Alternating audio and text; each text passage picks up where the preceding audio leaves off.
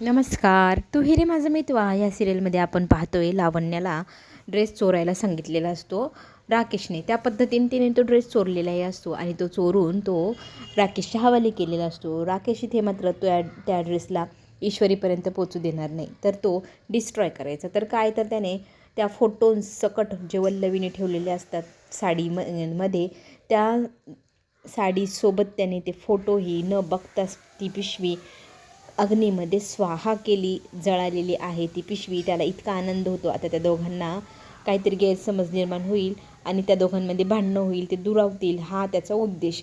इकडे सगळेजण खुश असतात, त्या दोघांना खाली येण्यासाठी वाट पाहत असतात त्यांची. आणि बोलवल्यानंतर इथे अर्णव सगळ्यांसमोर येतो. इथे खरं तर वल्लवीला वाटत असतं की ती साडी आतापर्यंत ईश्वरीने पाहिली असेल, त्याच्यानंतर दोघांमध्ये भांडणं झाली असेल, दोघं खचून गेली असतील. राकेशलाही मात्र असं वाटत असतं ते दोघंजण आता ड्रेस नाही म्हणून भांडतील, त्या दोघांमध्ये वाद निर्माण होईल, ते दोघंजणांमध्ये दुरावा निर्माण होईल. पण झालं उलटंच. दोघंजणं स्माइली फेस घेऊन खाली आलेले असतात. अर्णवने इथे युक्ती करून एका साडीचा छानसा, 2 साड्यांचा खरं तर छानसा ड्रेस तयार केलेला असतो आणि तो ईश्वरीला छान प्रकारे घालून दिलेला असतो. त्याच्यामुळे प्लॅन ए, वल्लवी प्लॅन बी, राकेश दोघंही तोंड वासून तिच्याकडे पाहत बसलेले असतात. चला तर मग पुढे काय होणार पाहण्यासाठी पुन्हा भेटू.